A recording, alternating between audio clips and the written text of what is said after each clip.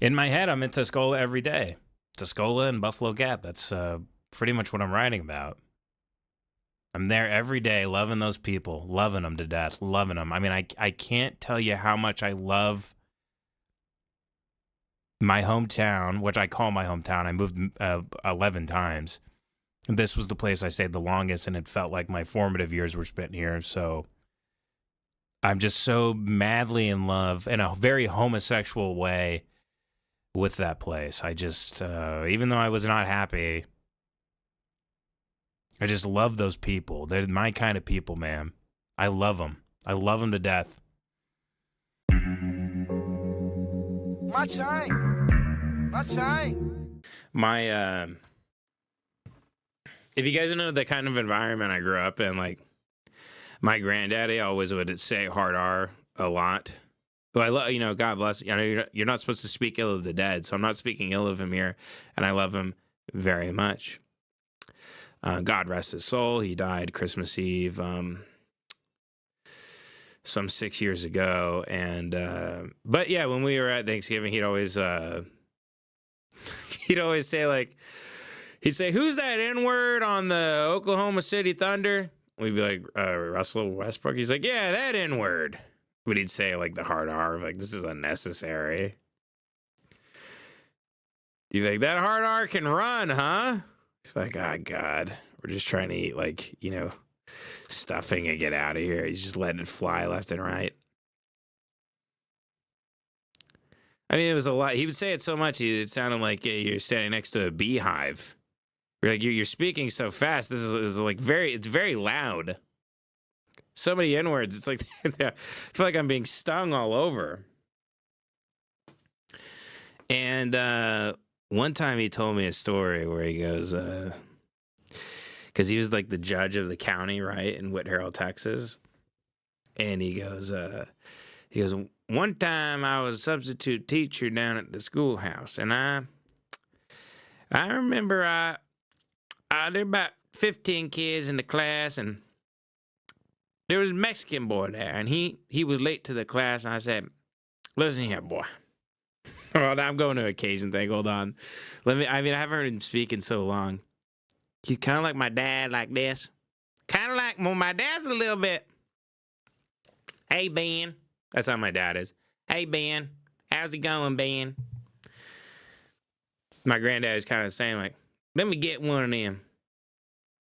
So my granddaddy, in this story, he said he was a substitute teacher down at the schoolhouse, and he just saw a little Mexican, there was a Mexican boy in the high school, and he set the Mexican boy down, and he pointed at the tractor in the distance, like outside the window where a tractor was going off in the distance. And he goes, "Boy, you see that tractor out there? That's all you'll ever be good for. You don't need to be in school. There ain't a dang reason that you need to be learning anything in here. Till the day you die, you'll be out in a field like that driving a tractor and working on the land."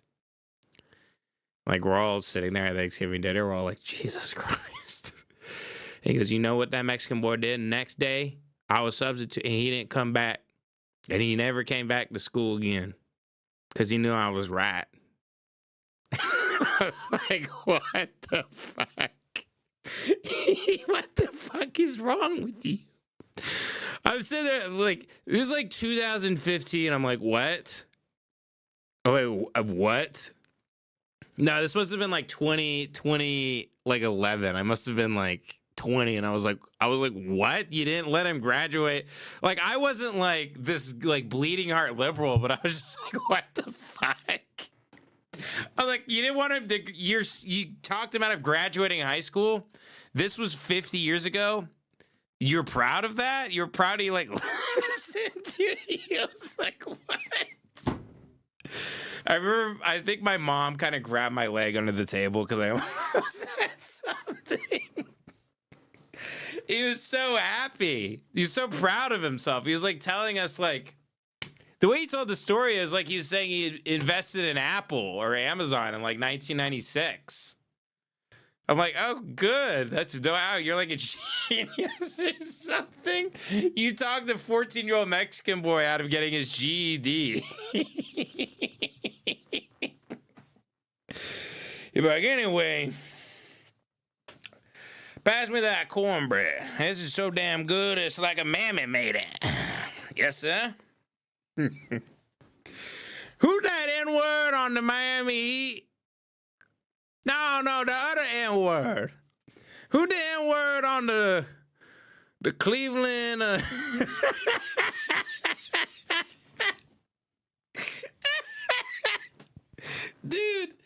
Dude, I can't believe I'm not like completely fucked.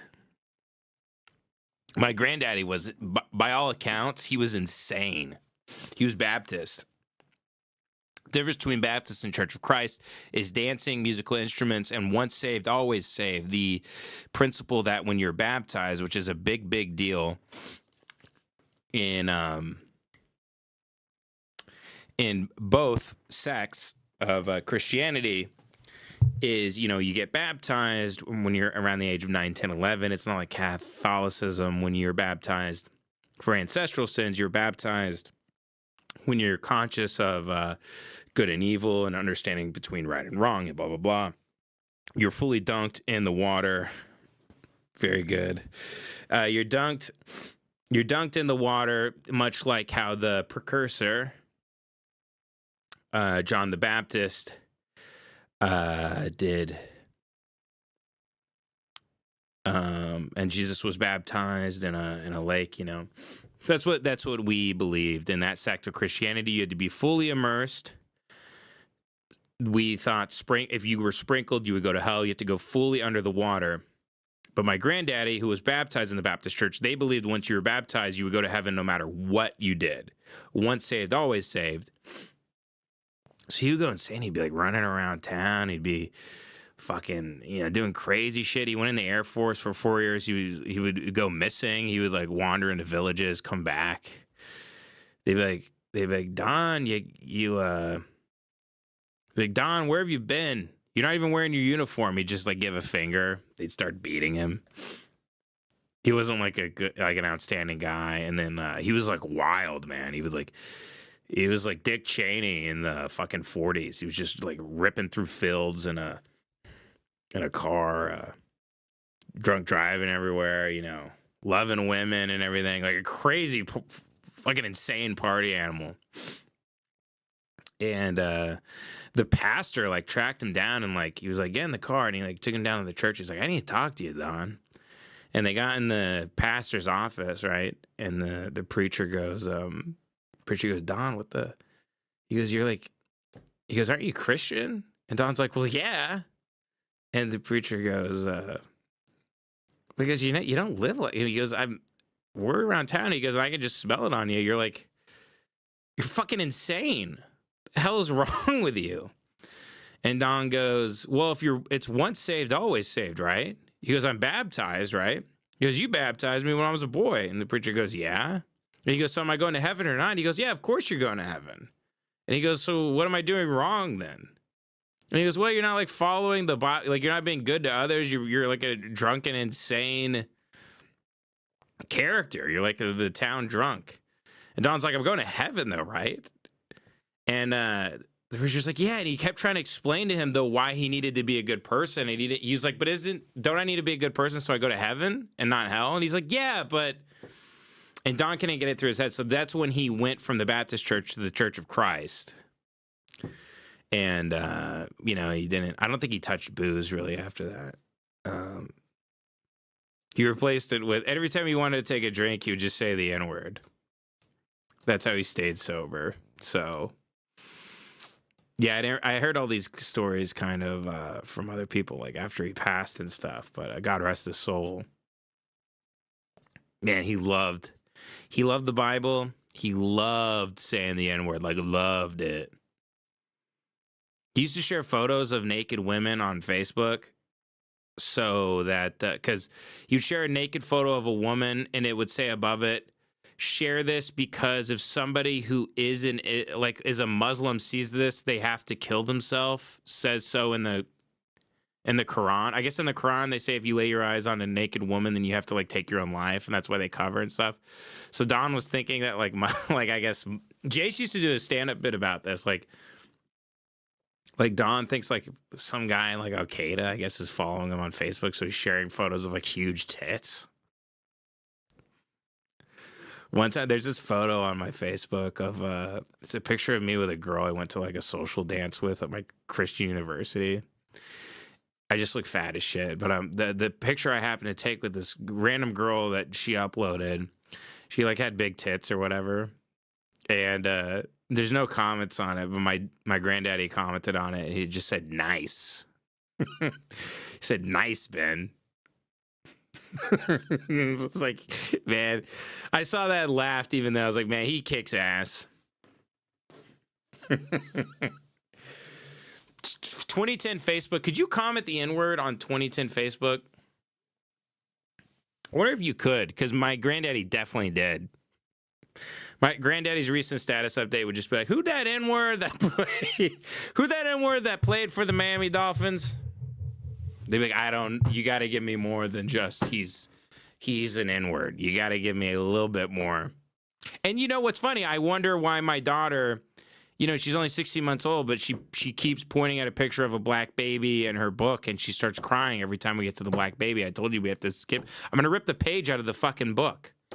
There can't be any diversity in these books. I have to, you know, only get my books now from like Matt Walsh's website. Because there can't be any diversity in the book. My daughter starts crying.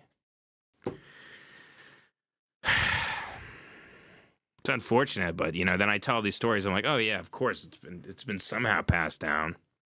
I guess racism's like genetic or something. Well, what are you gonna do? You know what it reminds me of? It reminds me of these gentlemen here, and I was happy to see this go viral right here. Very happy to see this go viral.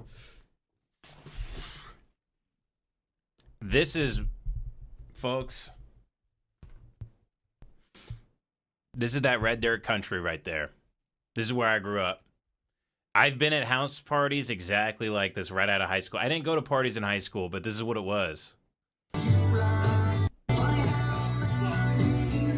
It has not changed at all. Has not. This might as well be Tuscola, Texas.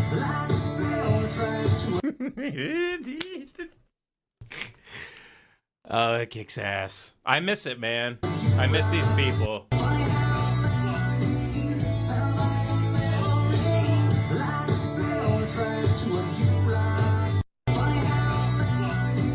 I can't stop watching it on loop. The popcorn ceilings, the broom and open trash can in the living room, the hanging cabinet just filled to the brim with dog shit. Probably dog shit they don't even, you know, you could pour everything out in the trash. It doesn't matter. It's all just garbage. It looks like there might be some board games in there, some poisonous treats for their dog that died 3 years ago. Doesn't really matter. The disgusting carpet, the disgusting tile. The subtlety of the girl flipping off the guy, them just negging each other, knowing that he's gonna be her from behind in a cornfield later that evening. A cotton field, excuse me, they're not growing corn. Corn in a cotton field. Between a row there, he's gonna be from behind in the dark underneath those bright prairie stars.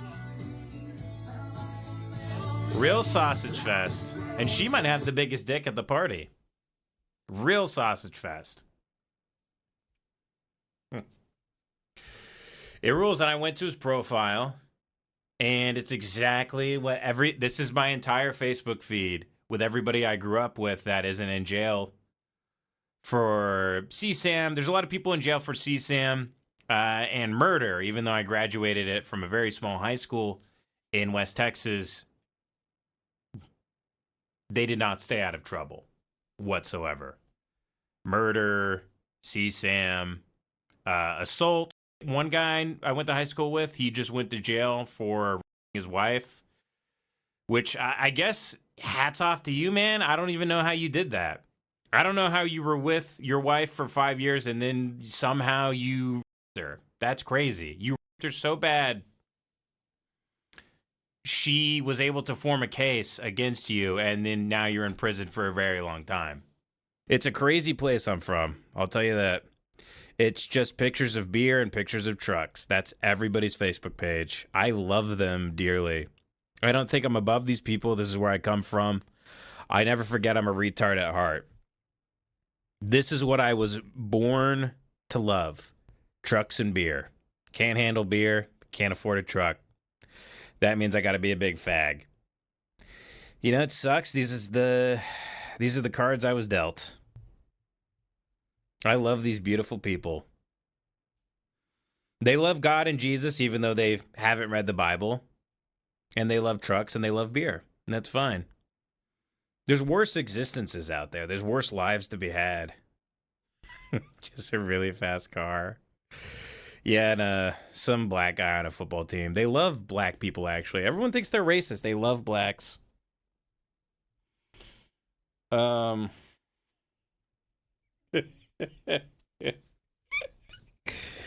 This truck does look badass, though. It's tough. I'm going to comment. Nice. My granddaddy had one of the funniest, God rest his soul, had one of the funniest comments on my Facebook when he was still alive. I posted a picture at Formal with me and this chick, and she had pretty big tits. We weren't dating. She posted a photo of me, and I was tagged in it, something like that. I never dated this woman. It's just a girl I knew. But she had really rocking tits. Really big, nice, rocking. But regardless, on my Facebook profile, there was a photo of me and her, and she had big rocking tits. Big, massive tits. And my granddaddy commented underneath the picture and said, nice. My 83-year-old granddaddy just commented. I think he commented, nice, Ben. Nice. God, I miss him. God rest his soul. I'll see him in heaven one day. You beautiful son of a bitch. My granddaddy, what a beautiful SOB he was. Born and raised, Whitehall, Texas. From the dust he came, the dust he returned, but his spirit lives on in the hearts of men. Nice, man. He should have just posted a GIF of this.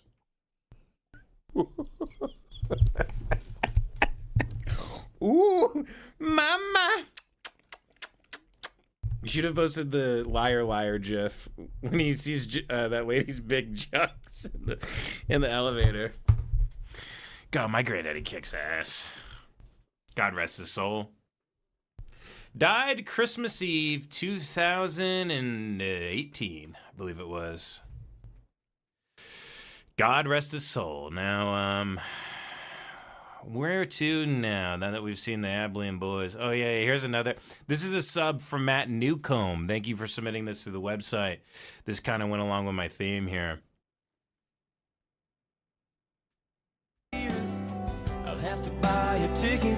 Can't you give me 5 more? Okay. I'm going to refresh this. Keep your eyes on the screen. The shirt he has underneath rules so hard. Man, next time to get in here, I'll have to buy a ticket. Can't you give me 5 more minutes? Time goes by, the clock don't stop. I wish I had. And I cry, man, next time to get in here. Oh, that rules. Oh, that kicks ass. Scotty McCreery, 5 more minutes. That old country tune. About begging your lady to give you 5 more minutes to get it hard before she walks out. You just need 5 more minutes to get it up. You swear to God. You're throwing back whiskeys with your boys. You're drunk as fuck. You barely made it home. You walk in the door. You want to fuck. She goes, okay, get it out. You can't get hard. You're trying to cram it in there. It's not working. 5 more minutes. Time goes by, the clock don't stop. I wish I got my cocksuck. Next time to get in here, I'll have to buy a ticket. These guys have a big fetish for, because obviously if like a gay person was crying about like losing their dad or something, they would comment something horrible. But there's something about the tough country boy crying about football or for his country or whatever they love to see. They don't have that outlet for, they love Jelly Roll crying. They love when those guys cry. They love that shit. Love it. Can't get enough of it.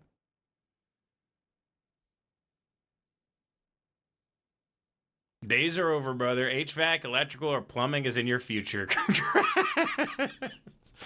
I think this guy is genuinely like, no, man, life really sucks now.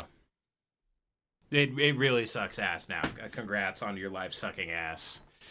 You were a piece of meat for a football team, and now you're gonna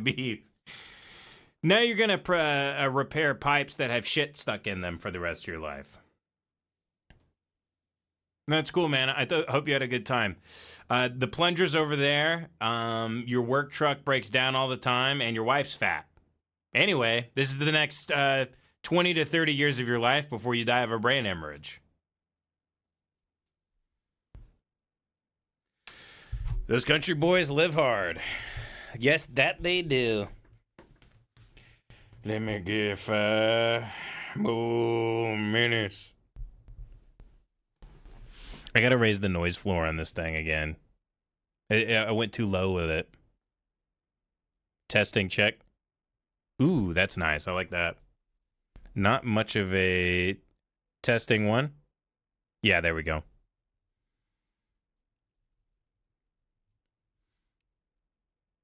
Man, if I could go back.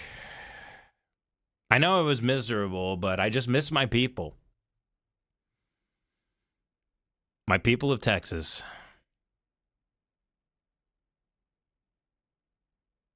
Part of me feels if I went back to Texas, maybe I could achieve theosis there. Maybe I'd be driving down a dirt road, 1, 2 in the morning. My jaw would fall from my body. I would gasp. I'd park my truck and get out and stand in front of my headlights. And what would I see right there that was blocking my path but the face of God staring right at me? Some angel had come down from heaven and placed God right there on the dirt road for me to sit there and talk with God about life and family and what his son was really trying to say in those gospels, you know? Perhaps if I returned to Texas, I would get into Orthodoxy, the Apostolic Church. Maybe I would visit those Christian Ewok guys, those Ewok monks on Mount Athos. Maybe I would end up living with them, but they would allow me to bring a PlayStation and allow me to see my children from time to time. Wouldn't it be so bad, maybe, going back?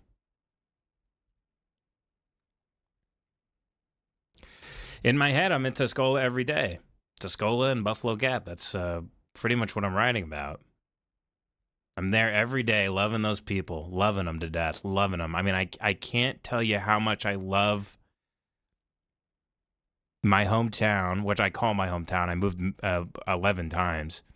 This was the place I stayed the longest, and it felt like my formative years were spent here. So I'm just so madly in love in a very homosexual way with that place. I just, even though I was not happy, I just love those people. They're my kind of people, man. I love them. I love them to death.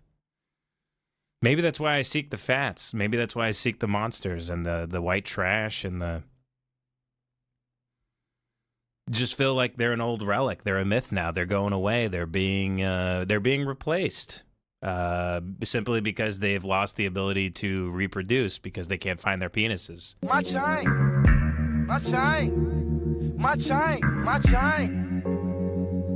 Don't you like my chain?